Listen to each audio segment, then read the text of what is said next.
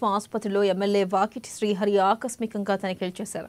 ఒక్కో నెలలో దాదాపుగా ఎన్ని ప్రసవాలు ఆసుపత్రిలో జరుగుతున్నాయి, ఎంతమంది గర్భిణులను ప్రసవాల కొరకు జిల్లా ఆసుపత్రికి పంపిస్తున్నారని వివరాలు అడిగి తెలుసుకున్నారు. ఇక సమయానికి ఆసుపత్రికి రాని ఉద్యోగులపై చర్యలు తప్పవని హెచ్చరించారు. ఒక ఉద్యోగి పని సమయం అయిపోయినా ఇంకో ఉద్యోగి వచ్చి విధుల్లో చేరే వరకు విధుల్లో నుంచి వెళ్లొద్దని కోరారు. ప్రభుత్వం తరపున స్థానిక ఎమ్మెల్యేగా తన వంతు కృషి తప్పకుండా చేస్తానని, ఆసుపత్రి అభివృద్ధిపై ఉంటుందని అన్నారు. అలాగే పనిచేస్తున్న ఉద్యోగులకు ఎలాంటి సమస్యలు ఉన్నా తన దృష్టికి తీసుకురావాలని ఎమ్మెల్యే శ్రీహరి సూచించారు.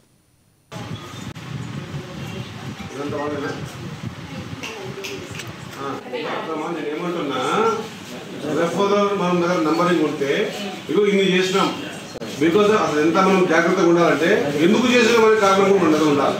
అయితే నా చూడు బేబీ కాలేదా మార్నింగ్ కాంప్లికేషన్స్ చాలా ఎక్కువ ఉంటే కానీ మిడ్ నైట్స్ వచ్చిన నార్మల్ డెలివరీ చాలా కాంప్లికేటెడ్ ఉంది, చాలా ప్రిమెచ్యూర్ ఉంది బేబీ.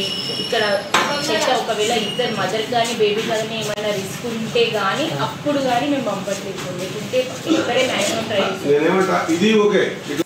అందరూ ఇప్పుడు సిస్టర్స్ మన దగ్గర చాలా మంది వచ్చారు. మంచిగా ఎంతమంది వచ్చారు?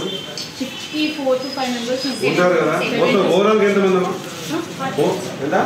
మరి 44, 42 ఉంది కూడా మన దగ్గర డెలివరీస్ అనేవి ఎంత కావాల్సిందండి? ఎందుకు తగ్గుతుంది? గతంలో సిస్టర్స్ లేకనో లేకుంటే అక్కడ సర్వీసెస్ లేకనో అవుతుంది అనుకున్నాం.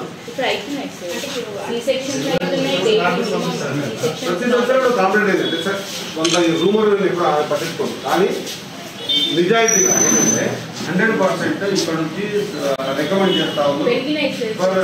అందుకే నేను ఎంత తెలియజేయండి. First aid